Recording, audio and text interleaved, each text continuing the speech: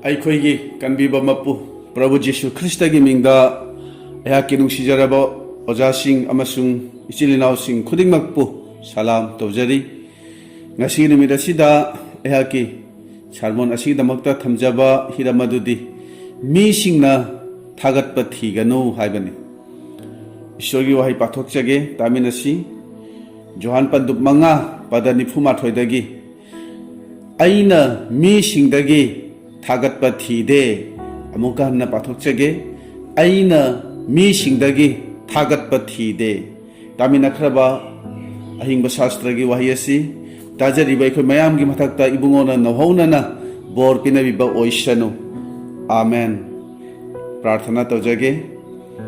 ꯊꯧꯖꯥꯜ ꯍꯩꯕ ꯏꯄꯥ ꯏꯕꯨꯡꯉꯣ, ꯅꯆꯥꯅ ꯍꯥꯏꯗꯣꯛꯀꯗꯕ ꯅꯍꯥꯛꯀꯤ ꯋꯥꯍꯩ ꯈꯨꯗꯤꯡ ꯇꯥꯒꯗꯕ ꯃꯤ ꯄꯨꯝꯅꯃꯛꯀꯤꯗꯃꯛ ꯑꯍꯤꯡꯕ ꯋꯥꯍꯩ ꯑꯣꯏꯍꯟꯕꯤꯗꯨꯅ ꯊꯋꯥꯏꯒꯤ ꯄꯥꯡꯒꯜ ꯐꯪꯕ ꯌꯥꯕ ꯑꯣꯏꯁꯅꯨ꯫ ꯄ꯭ꯔꯚꯨ ꯖꯤꯁꯨ ꯈ꯭ꯔꯤꯁꯇꯒꯤ ꯃꯤꯡꯗ ꯅꯤꯖꯔꯤꯕꯅꯤ꯫ ꯑꯥꯃꯦꯟ꯫ ꯑꯩꯈꯣꯏ ꯅꯤꯡꯁꯤꯡꯃꯤꯟꯅꯁꯤ, ꯖꯤꯁꯨ ꯈ꯭ꯔꯤꯁꯇꯅ ꯇꯥꯏꯕꯪꯄꯥꯟꯗ ꯂꯩꯔꯤꯉꯩꯗ ꯃꯍꯥꯛꯀꯤ ꯃꯔꯨꯑꯣꯏꯕ ꯃꯦꯁꯦꯖꯇꯤ ꯑꯩꯒꯤ ꯏꯇꯨꯡ ꯏꯜꯂꯨ ꯍꯥꯏꯕꯅꯤ꯫ ꯑꯩꯒꯨꯝꯅ ꯊꯧꯒꯜ ꯇꯧ ꯍꯥꯏꯕꯗꯤ ꯅꯠꯇꯦ, ꯑꯗꯨꯕꯨ ꯂꯥꯛꯎ ꯑꯩꯅ ꯀꯔꯝꯅ ꯍꯤꯡꯉꯤ ꯍꯥꯏꯕꯗꯣ ꯅꯈꯣꯏ ꯌꯦꯡꯉꯣ ꯂꯥꯛꯎ꯫ ꯑꯩꯅ ꯍꯤꯡꯕ ꯑꯁꯤꯒꯨꯝꯅ ꯅꯈꯣꯏꯁꯨ ꯍꯤꯡꯉꯨ ꯍꯥꯏꯅ ꯍꯥꯏꯕꯅꯤ꯫ ꯃꯍꯥꯛꯀꯤ ꯄꯨꯟꯁꯤꯒꯤ ꯃꯔꯨꯑꯣꯏꯕ ꯋꯥꯐꯝ ꯃꯌꯥꯝꯒꯤ ꯃꯔꯛꯇꯒꯤ ꯃꯔꯨꯑꯣꯏꯕ ꯋꯥꯐꯝ ꯑꯃ ꯃꯇꯥꯡ ꯑꯁꯤꯗ ꯍꯥꯏꯔꯤ, ꯃꯗꯨꯗꯤ ꯃꯍꯥꯛꯅ ꯃꯤꯑꯣꯏꯕꯒꯤ ꯊꯥꯒꯠꯄ ꯊꯤꯗꯦ ꯍꯥꯏꯕꯁꯤꯅꯤ꯫ ꯍꯧꯖꯤꯛꯀꯤ ꯃꯇꯝ ꯑꯁꯤꯗ ꯑꯩꯈꯣꯏꯒ ꯇꯤꯟꯅꯔꯤꯕ ꯃꯔꯨꯞ ꯃꯄꯥꯡ ꯅꯠꯇ꯭ꯔꯒ ꯃꯔꯤ ꯃꯇꯥꯁꯤꯡꯒꯤ ꯃꯔꯛꯇꯒꯤ ꯀꯅꯥꯒꯨꯝꯕ ꯑꯃꯅ ꯑꯩꯅ ꯇꯧꯁꯨ ꯇꯧꯗꯕ ꯋꯥꯐꯝ ꯑꯃꯒꯤ ꯃꯇꯥꯡꯗ ꯂꯥꯟꯅ ꯁꯟꯗꯣꯛꯂꯕꯗꯤ ꯃꯗꯨꯕꯨ ꯇꯥꯕꯗ ꯑꯩꯈꯣꯏꯅ ꯀꯌꯥꯒꯤ ꯃꯇꯤꯛ ꯄꯨꯛꯅꯤꯡ ꯋꯥꯈꯜꯗ ꯅꯨꯡꯉꯥꯏꯇꯕ ꯄꯣꯛꯏꯕ꯫ ꯃꯗꯨꯕꯨ ꯁꯦꯡꯗꯣꯛꯅꯅꯕ, ꯆꯨꯝꯊꯣꯛꯅꯅꯕ ꯍꯣꯠꯅꯕꯗ ꯑꯩꯈꯣꯏ ꯀꯌꯥꯒꯤ ꯃꯇꯤꯛ ꯀꯟꯅ ꯑꯩꯈꯣꯏꯅ ꯍꯣꯠꯅꯖꯕ ꯑꯗꯨꯒꯤ ꯃꯔꯝꯅ ꯑꯩꯈꯣꯏꯅ ꯏꯁꯣꯔꯕꯨ ꯀꯥꯎꯊꯣꯛꯄ ꯐꯥꯎꯕ ꯑꯩꯈꯣꯏꯅ ꯌꯥꯎꯔꯤꯕꯅꯤ꯫ ꯑꯗꯨꯅ ꯏꯁꯣꯔꯅ ꯇꯧꯔꯛꯀꯗꯕ, ꯃꯍꯥꯛꯅ ꯇꯧꯔꯛꯀꯗꯕ ꯊꯕꯛ ꯑꯗꯣ ꯑꯩꯈꯣꯏꯒꯤ ꯍꯣꯠꯅꯔꯤꯕ ꯊꯕꯛ ꯑꯗꯨꯒꯤ ꯃꯔꯝꯅ ꯊꯤꯡꯖꯤꯜꯂꯒ ꯊꯝꯃꯤꯕꯅꯤ꯫ ꯑꯗꯨꯅ ꯑꯩꯅ ꯉꯁꯤ ꯅꯨꯃꯤꯠ ꯑꯁꯤꯗ ꯑꯩꯅ ꯍꯥꯏꯖꯅꯤꯡꯕꯗꯤ ꯑꯗꯣꯝꯅ ꯃꯤ ꯄꯨꯝꯅꯃꯛꯄꯨ ꯍꯔꯥꯎꯍꯟꯕ ꯉꯝꯂꯣꯏ꯫ ꯃꯁꯤꯒꯤ ꯑꯆꯨꯝꯕꯁꯦ ꯂꯧꯁꯤꯟꯕꯤꯌꯨ ꯍꯥꯏꯕꯁꯦ ꯉꯁꯤ ꯑꯩꯅ ꯌꯥꯝꯅ ꯀꯟꯅ ꯍꯥꯏꯖꯅꯤꯡꯕꯅꯤ꯫ ꯄꯨꯝꯅꯃꯛꯄꯨ ꯍꯔꯥꯎꯍꯟꯅꯅꯕ ꯍꯣꯠꯅꯔꯕꯁꯨ ꯃꯤ ꯑꯃꯈꯛꯇꯤ ꯑꯞꯁꯦꯠ, ꯌꯥꯝꯅ ꯅꯨꯡꯉꯥꯏꯇꯕ ꯑꯣꯏꯅ ꯂꯩꯍꯧꯒꯅꯤ꯫ ꯃꯗꯨꯒꯤ ꯃꯤ ꯑꯗꯣ ꯑꯗꯣꯝ ꯏꯁꯥꯃꯛꯇꯨꯅꯤ ꯍꯥꯏꯕꯁꯦ ꯃꯁꯤ ꯑꯩꯈꯣꯏ ꯈꯪꯃꯤꯟꯅꯁꯤ꯫ ꯑꯩꯈꯣꯏꯅ ꯈꯪꯕ ꯌꯥꯕꯗꯤ ꯖꯤꯁꯨꯅ ꯃꯤ ꯈꯨꯗꯤꯡꯃꯛꯄꯨ ꯍꯔꯥꯎꯍꯟꯈꯤꯗꯦ꯫ ꯃꯍꯥꯛꯅ ꯃꯔꯨꯑꯣꯏꯅ ꯈꯟꯖꯕꯁꯤꯗꯤ ꯁꯔꯒꯒꯤ ꯏꯄꯥꯅ ꯍꯔꯥꯎꯔꯤꯕ꯭ꯔꯥ, ꯁꯔꯒꯒꯤ ꯏꯄꯥꯅ ꯍꯔꯥꯎꯔꯤꯕ꯭ꯔꯥ ꯍꯥꯏꯕꯁꯦ ꯃꯍꯥꯛꯅ ꯃꯔꯨꯑꯣꯏꯅ ꯈꯟꯖꯕ ꯃꯍꯥꯛꯀꯤ ꯄꯥꯟꯗꯝ ꯑꯗꯨꯅꯤ꯫ ꯑꯩꯒꯤ ꯊꯧꯒꯜ ꯑꯁꯤ ꯃꯍꯥꯛꯅ ꯌꯥꯕꯤꯔꯤꯕ꯭ꯔꯥ? ꯃꯍꯥꯛꯅ ꯑꯩꯕꯨ ꯈꯪꯕꯤꯔꯤꯕ꯭ꯔꯥ? ꯃꯍꯥꯛꯀꯤ ꯑꯄꯥꯝꯕ ꯑꯗꯨꯗ ꯑꯩꯅ ꯆꯠꯂꯤꯕ꯭ꯔꯥ? ꯃꯍꯥꯛꯀꯤ ꯑꯄꯥꯝꯕꯗꯨ ꯑꯩꯅ ꯊꯨꯡꯍꯜꯂꯤꯕ꯭ꯔꯥ? ꯑꯗꯨꯕꯨ ꯃꯤꯁꯤꯡꯒꯗꯤ ꯖꯤꯁꯨ ꯈ꯭ꯔꯤꯁꯇꯅ ꯀꯅꯥꯒꯨꯝꯕ ꯑꯃꯠꯇꯕꯨ ꯍꯦꯟꯅ ꯅꯨꯡꯁꯤꯈꯤꯗꯦ, ꯀꯅꯥꯒꯨꯝꯕ ꯑꯃꯗꯁꯨ ꯍꯦꯟꯅ ꯃꯍꯥꯛꯀꯤ ꯃꯇꯤꯛ ꯃꯒꯨꯟ ꯑꯗꯨ ꯎꯠꯈꯤꯗꯦ꯫ ꯃꯤ ꯄꯨꯝꯅꯃꯛꯀ ꯃꯤꯑꯣꯏꯕ ꯑꯃ ꯑꯣꯏꯕꯒꯤ ꯃꯤꯑꯣꯏꯕ ꯑꯃꯒꯤ ꯂꯤꯆꯠ ꯑꯗꯨꯗ ꯃꯍꯥꯛꯅ ꯆꯠꯈꯤꯕꯅꯤ꯫ ꯑꯩꯈꯣꯏꯅ ꯍꯥꯏꯐꯝ ꯊꯣꯛꯄꯗ ꯍꯥꯏꯕ, ꯇꯧꯐꯝ ꯊꯣꯛꯄ ꯇꯧꯕ, ꯅꯣꯂꯨꯛꯀꯗꯕ ꯃꯐꯝꯗ ꯅꯣꯂꯨꯛꯄ, ꯃꯇꯤꯛ ꯃꯒꯨꯟ ꯎꯠꯊꯣꯛꯀꯗꯕ ꯃꯐꯝꯗ ꯎꯠꯊꯣꯛꯄꯁꯦ ꯖꯤꯁꯨꯒꯤ ꯑꯄꯥꯝꯕꯅꯤ꯫ ꯃꯗꯨꯃꯛ ꯑꯩꯈꯣꯏꯗꯁꯨ ꯃꯍꯥꯛꯅ ꯇꯝꯕꯤꯕꯅꯤ꯫ ꯖꯤꯁꯨꯅ ꯍꯥꯏꯔꯤ, ꯑꯩꯅ ꯃꯤꯑꯣꯏꯕꯁꯤꯡꯗꯒꯤ ꯊꯥꯒꯠꯄ ꯊꯤꯗꯦ꯫ ꯑꯩꯈꯣꯏ ꯈꯨꯗꯤꯡꯃꯛꯅ ꯉꯁꯤ ꯏꯁꯥꯅ ꯏꯁꯥꯗ ꯋꯥꯍꯪ ꯑꯃ ꯑꯩꯈꯣꯏ ꯍꯪꯁꯦꯕ, ꯃꯗꯨꯗꯤ ꯑꯩꯒꯤ ꯃꯔꯝꯗ ꯃꯤ ꯈꯨꯗꯤꯡꯃꯛꯇ ꯀꯅꯥꯒꯨꯝꯕ ꯑꯃꯅ ꯐꯠꯇꯕ ꯉꯥꯛꯇ ꯁꯟꯗꯣꯛꯂꯤ ꯍꯥꯏꯕꯁꯦ ꯈꯪꯕ ꯃꯇꯝꯗ ꯑꯗꯣꯝꯒꯤ ꯋꯥꯈꯜ ꯄꯨꯛꯅꯤꯡꯗ ꯌꯥꯝꯅ ꯅꯨꯡꯉꯥꯏꯇꯕ ꯑꯃ ꯄꯣꯛꯂꯤꯕ꯭ꯔꯥ? ꯃꯇꯥꯡ ꯑꯁꯤꯗ ꯑꯩꯅ ꯍꯥꯏꯖꯅꯤꯡꯕꯗꯤ ꯑꯩꯈꯣꯏ ꯃꯤ ꯈꯨꯗꯤꯡꯃꯛꯇ ꯑꯦꯛꯁꯄ꯭ꯂꯦꯅꯦꯁꯟ ꯄꯤꯕꯒꯤ ꯗꯔꯀꯥꯔ ꯑꯣꯏꯗꯦ꯫ ꯍꯣꯏ, ꯑꯩꯈꯣꯏꯅ ꯑꯦꯛꯁꯄ꯭ꯂꯦꯅꯦꯁꯟ ꯄꯤꯐꯝ ꯊꯣꯛꯄ ꯑꯗꯨꯗꯗꯤ ꯑꯩꯈꯣꯏ ꯄꯤꯒꯅꯤ꯫ ꯑꯩꯅ ꯂꯥꯟꯗꯕ, ꯑꯩꯅ ꯇꯧꯔꯨꯗꯕ ꯊꯕꯛꯇꯨꯗ ꯂꯥꯟꯅ ꯁꯟꯗꯣꯛꯂꯕꯗꯤ ꯇꯨꯃꯤꯟꯅ ꯂꯩꯕꯁꯤꯅ ꯈ꯭ꯋꯥꯏꯗꯒꯤ ꯑꯐꯕꯅꯤ, ꯃꯁꯤ ꯑꯩꯅ ꯍꯥꯏꯖꯅꯤꯡꯕꯅꯤ꯫ ꯑꯁꯤꯒꯨꯝꯕꯁꯦ ꯑꯩꯈꯣই ꯄꯨꯝꯅꯃꯛꯇ ꯊꯣꯛꯂꯤꯕ, ꯊꯦꯡꯅꯔꯤꯕ ꯋꯥꯐꯝ ꯑꯃꯅꯤ꯫ ꯑꯩꯒꯤ ꯏꯐꯝꯗꯁꯨ ꯍꯥꯏꯔꯤꯕ ꯊꯧꯗꯣꯛ ꯋꯥꯊꯣꯛꯁꯦ ꯌꯥꯝꯅ ꯇꯣꯏꯅ ꯊꯣꯛꯄ ꯊꯧꯗꯣꯛ ꯑꯃꯅꯤ꯫ ꯃꯁꯤ ꯑꯩꯅ ꯃꯌꯥꯝꯗ ꯉꯁꯤ ꯅꯨꯃꯤꯠ ꯑꯁꯤꯗ ꯑꯩꯅ ꯍꯥꯏꯖꯅꯤꯡꯕꯅꯤ꯫ mafam pumnamakta aikoi isana koichat chattuna sangdoknanaba madu aikoina honafam thokte mafam kharadadi aigidamakta ishorna soidana thabak tobigani haibase aikoi thajaba thamsi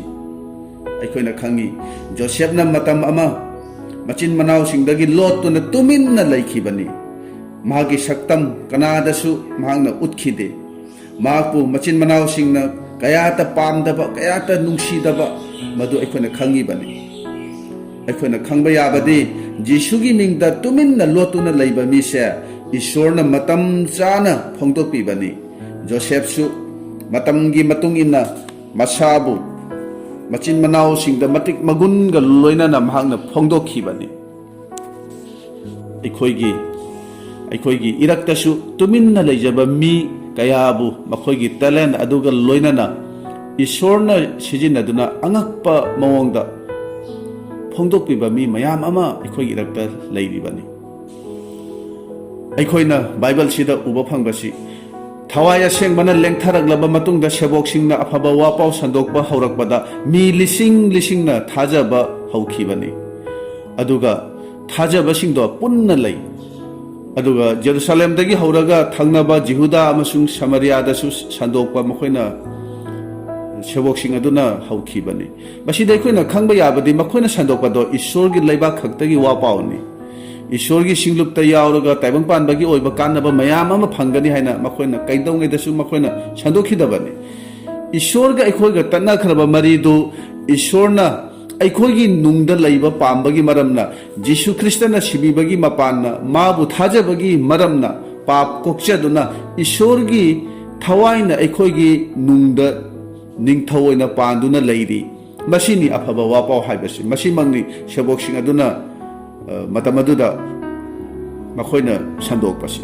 bible na hairi philip na samaria sida sandokpa horakpasida mi mayam amana thajaki baduda simon koba angakpa mahai sijinaba tasengna harabadi jadu mantragi thabak toba nupani mahangnasu jisubu thajabaduda yauki hojiki matamashida shaitangi oiba jadu mantragi thabak tauba aikhogi akoibada aikhogi irakta mayam ama leiribani makhoi sigi panthungdi norok ni haiduna bible na mayak sengna phongdokpibagi larik ta haibani samaria gi mi singna jisubu losile tabada peter su samaria da laktuna thajaba singi damak haijabibada makhoina thawai asengbase phangjakhibani peter na thawai asengbagi mapana angakpa thabak mayam ama tawbadu madu ubada mahi sijinariba simon nasu pakhon chatpa singda sel katuna thawai asengbase aingonda su pibiu haiduna mahangna haijabani masida akoina munna yenglabadi masida simon na jisubu thajarasu magi pukning chumdaba magi sengdaba mong ado matang asida akoina uba phangbani mahagase kanano haina akoina munna yenglagadi mahagase achauba kauba ishorgi pangal duni haiduna mibu ngakhalamba migi pukning chingsilamba madu thawai asengbagi mapana hena migi pukningbu chingsinge mina thagatpa amasung ikai khumnaba pambagi mong ado simon asida akoina uba phangbani matang asida aikoina ubase jadu mantra tauba asigi simon ase jisu krista da pukning di leite adubu mahak jisu gi mingda mingchat pambadi aikoina matang asida uba phangbani ngasi su aikoigi irakta simon gumna jisu gi mingda mingchat khakta pamjaba mi mayam ama leiribani makhoi singa do jisu krista gi pukning ga loinana singlupu jisu krista gi singlupu semgatpagi sagatpagi wakhaldi leite koichat chatna pau sandoktrabasu ningna sangda chatuna ishor khurumdrabasu yumda asum ninglaga lore haina makhoi asina masi phawba makhoina haibani internet ta YouTube ta de yamna maming chatpa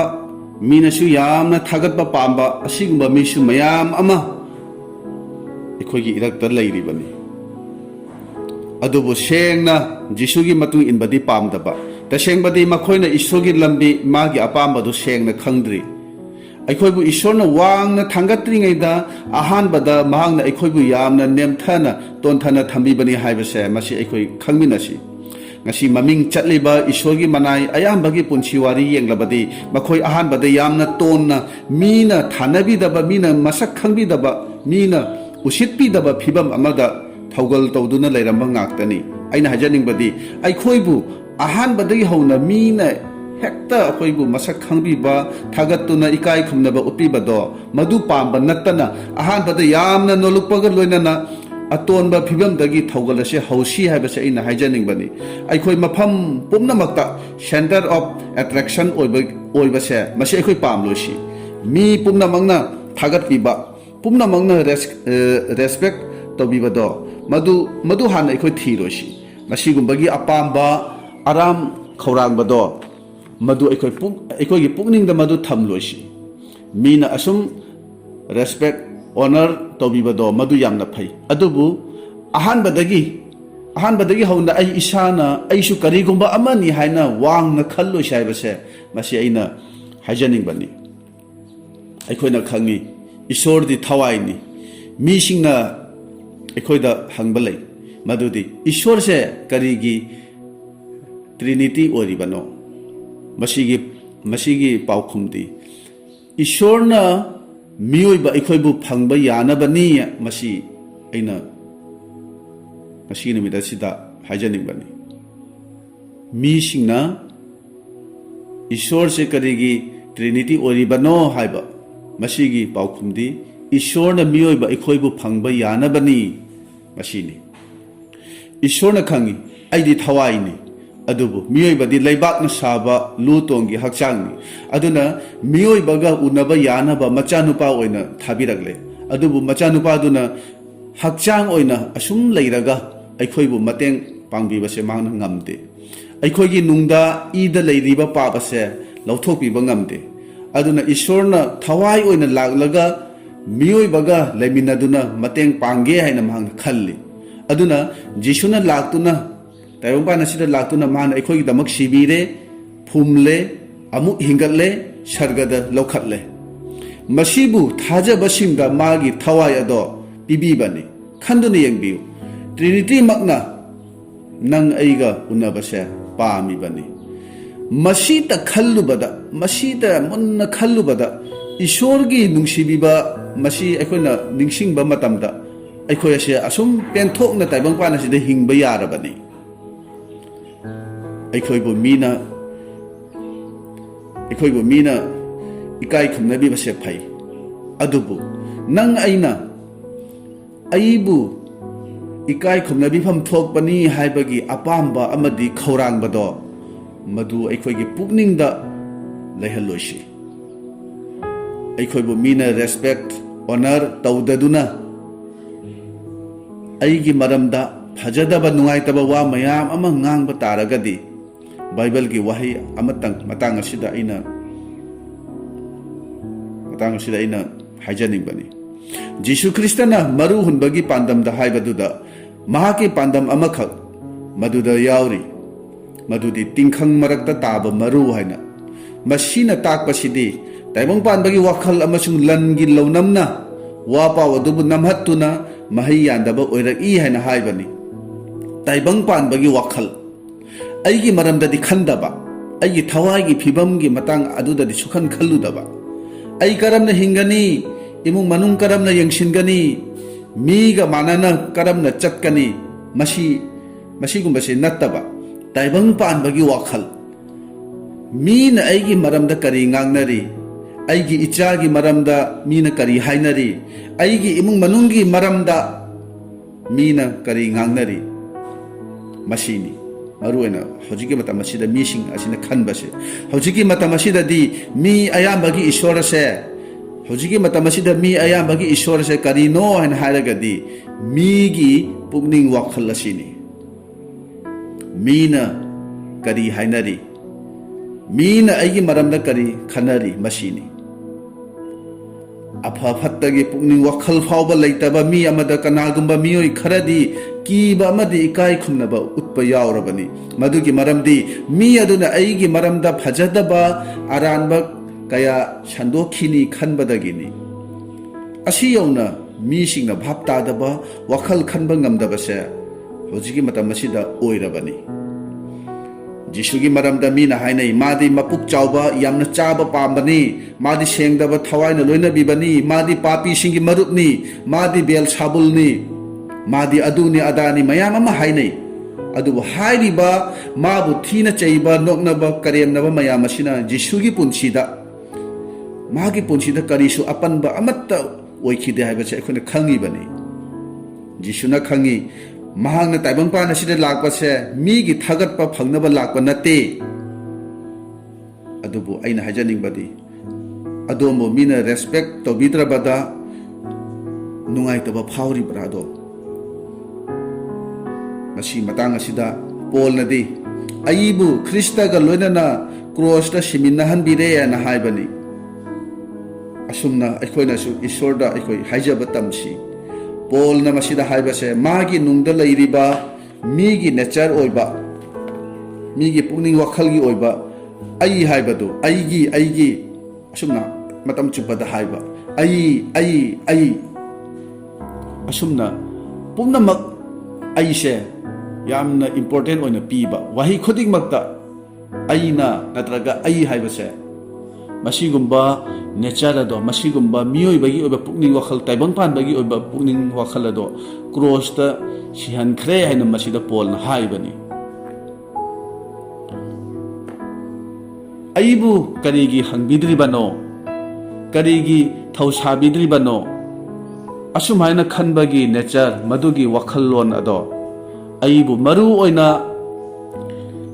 khalhaning bagi wakhal lon ado madugi wakhal ado madugi pukning ado prabhu ga loina na cross ta simina hallo haina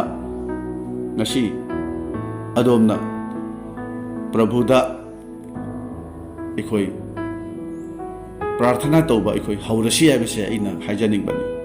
masi gumbagi pukning ase manghan biu haina ekhoi isor da haijaba tamsi aduga jisuna hinglamba punchi aduda aibusu hingba ngamhan biu haina ekhoi isor da ekhoi haijasi nungsiraba ichilinausing matam kayagi mamangda oja amadagi takhiba wari amatang matang asidai mayamda share tawjage naha oriba nupa ama thaugal tawba mahangna yamna naha ona thaugal tawba se hawi maduda naha duna akhoi ishor si da mana haije ibungo nahangna thaugal tawringai matam adudadi nahakpu ishorna loina bi migi awat apa kaya mapung phan bi mateng tawbikhi nungsiba utpaga loinana ishorgi matik magun ga loinana ana ayek kaya su ibungo nahangna phan bikhi adubu aigi thaugal asidadi adumna kari oidribano haina mahangna ishorda hangjai maduda ishorna pau khumoina aigi nungsiraba ichanupa na hinglamba lelamba punchi marel aduda nahangna su hingu haina saigi naha aduda ishorna hairakhibani matam aduda ichanupabu aina loinakhiba pangbikhiba adumna nahakpusu pangbigani haina ishordagi pau khumoina naha aduna phangjakhibani maramasina mina aikhoibu thagatpiba nungsibiba ikai khumnaba utpagi pamjaba madugi khourangbado madu aikhoi thamloisi mina aigi maramda kari ngangnari kari khanari masigi maramda aikhoi khanba fawba khalloisi adum oinamakpu aigi maramda ishorna kari khalli aigi maramda ishorna kari khalli masi aikhoi maru oina khanchi ngasigi numit asi nahakna prabhu gi damak hinglibra nahaki wahai khuding jisu krishna gi damak oikhibra ngasi nahakna wareb laukiba singado ishorbu yenglaga ishorbu kibaga loinana laukhibra sanakhiba wari pumnamak thawai asengbagi mamangda ishorgi mamangda nahangna sanakhibra aikhoi ayamba matamda migi maram khakta da khanbada pukningda apanba awaba mayam ama oiribani aikhoi ase bible na haire mi kharadi kanadaba wachoi warem ngangnabagi madu ngangnabagi damakta poklakpani khanduna yengbiu bible na haibase mi kharadi kanadaba wachoi ngangnabagi damakta poklakpani ana hairi mi haibasina ngange haina ngangnarabadi wase loiba nairoi afaba ngakta taurasu fattaba maikei amada asum ngangnabani chumna leirabasu asum ngangnei fattaba taurabasu kanagumba amana fattaba taurabasu magi fattaba do ngangnabaga loinana fattaba dugi afaba maikeisu puthoklaga ngangnaba yaubani aduna mina ngangnage haina khallabadi aigi ngangba yaba angle amadagi asum hekta ngangna khiba yabani aduna aikoi migi wafamda pukning thamloisi mina aigi maramda kari ngangnari haibase madugi matang adudadi aikoi sukhan khallusi haibase aina ngasi numida sida chilinau singda aina haijaningbani jisuna hairi aina migi thagatpadu thide mahaknade supnatagi ishorgi thagatpibado madu mahakna pamjabani nang aina migi maramda karigi asuk yamna aikhogi pukning ase thamlibano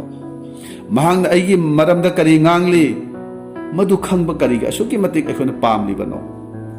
mi kharanadi nang aibu lana khanbase soidrabani masi taibang panbagi haunabini karisu kaide mi pumnamakta nang aina sengdokpagi chumthokpagi dargar oide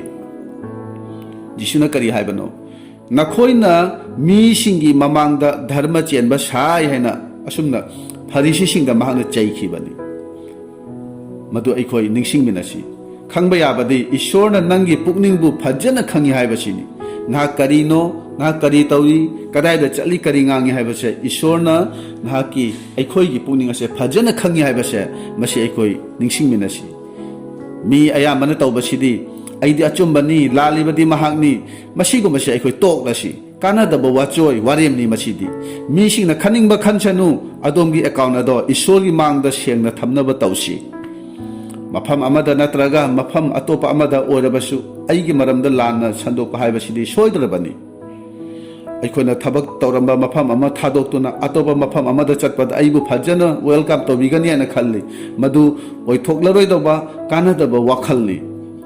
aikona matung illiba jisu se Nahakpu Misingna inthokpiba yabidaba thina tawbiba adugumba makhalgi isorni aikoi magi matung illibani haibase aikoi kawroisi aikoi mafam amada akoina leiriba mafam aduda chena leptuna magi ningthau leba khaktabu khanjaduna magi matung induna aikoi hingsi nungsiraba marupsing mina ngangna ningbado ngangjasanu aikhoigi pukning wakhalase ishorda chetna thamsi migi wada aikhoina haraoba nungaiba thiroisi masina adomgi thawaida sonthan kiba yabani mina thagatpiraga aikhoina haraoba mina thagatpidraga aikhoina nungaitaba masigumbagi pukning wakhal asinadi aikhoigi thawaida chaokhatpa sungam ngamloi adubu nongmagi sontharakani haibase masi aikoi ningsingminasi